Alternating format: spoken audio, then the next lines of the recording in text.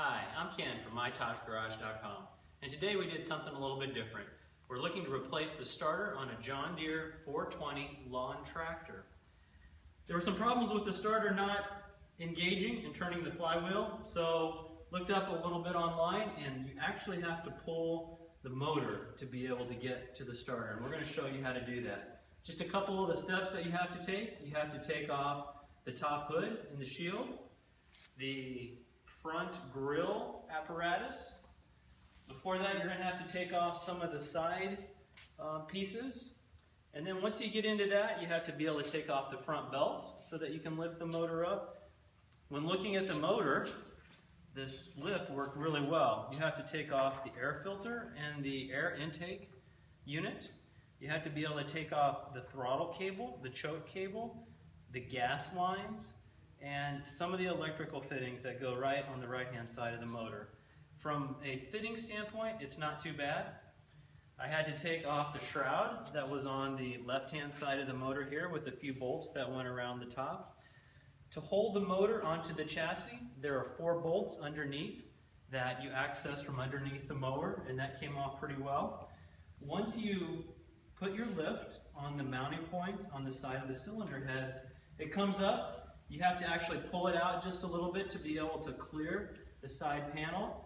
If you were to look in here a little bit, there's actually a drive shaft that goes on the end of the flywheel. There are 4 bolts that go around the end of the flywheel that have to come off. I was thinking that the drive shaft could just slide off like if it was over a sleeve, but it doesn't appear as if that's able to work that way. So once the drive shaft is off, there's a shield that goes around this entire flywheel. In order to get the starter off, you have to take this shield off. And there's several bolts and several fittings that have to come off. The ones that kind of threw me for a loop are the ones that were on the very bottom. They were all covered with oil. So once we found them, the shield came off pretty well. So we finally, after about an hour to an hour and a half, we finally got to the starter. The starter is mounted under the flywheel like this. There's actually 2 bolts that are on the flywheel that come off. You have to be able to get to them from underneath the engine. So actually taking the engine up a little bit higher makes it much, much easier to work on. So we have the starter off. Here's what the starter looks like. I tried to lube it up a little bit to make sure that the motor engaged. I'm going to take it to a place to have them look at it and to see if there's anything that we need to rebuild. When everything was off, I decided to go ahead and wash it off.